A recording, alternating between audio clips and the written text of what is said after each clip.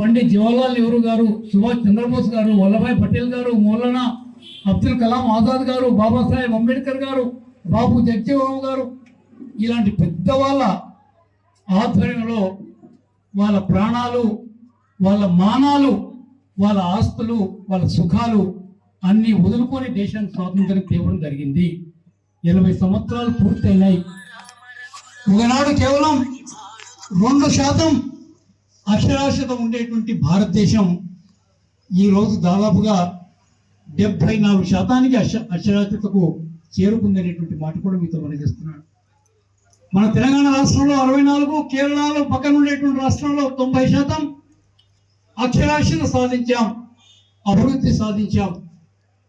ఇదంతా స్వాతంత్రానికి పోరాడినటువంటి కాంగ్రెస్ పార్టీ స్వాతంత్రం వచ్చిన తర్వాత భారతదేశ అభివృద్ధికి పాటుపడినటువంటి కాంగ్రెస్ పార్టీ నాయకులు తప్ప ఇంకొకరు కారనేటువంటి మాట కూడా నేను సవినయంగా మనం చేస్తా ఉన్నాను.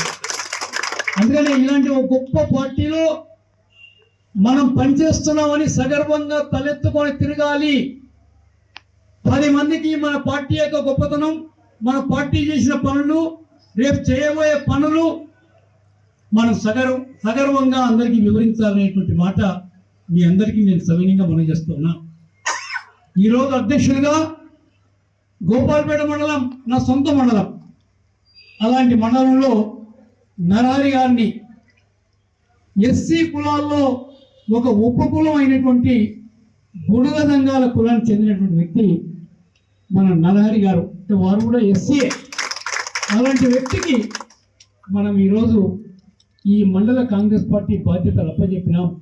వారితో పాటుగా శేఖర్ గారు ఒక బీసీ నాయకుడు, శాంతన్న గారు ఇంకో ఎస్సీ నాయకుడు, రాజేశ్వర రెడ్డి గారు ఒక రెడ్డి, వీళ్ళందరూ కూడా సమిష్టిగా మేము కలిసికట్టుగా పనిచేస్తాం, మండలానికి పూర్వ వైభవాన్ని కాంగ్రెస్ పార్టీకి తీసుకొస్తాం అనేటువంటి మాట వారు చెప్పడం జరుగుతూ ఉంది అనేటువంటి విషయం కూడా వారు చెప్పడం జరిగింది.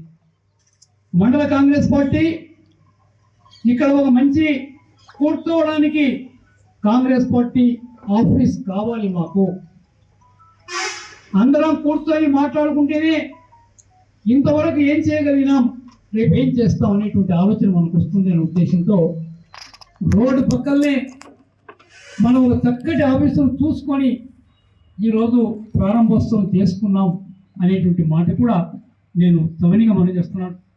అందుకని నేను మీ అందరితో కూడా నా మనవి, ఈరోజు పార్టీ ఆఫీస్ ప్రారంభోత్సవానికి కాంగ్రెస్ పార్టీ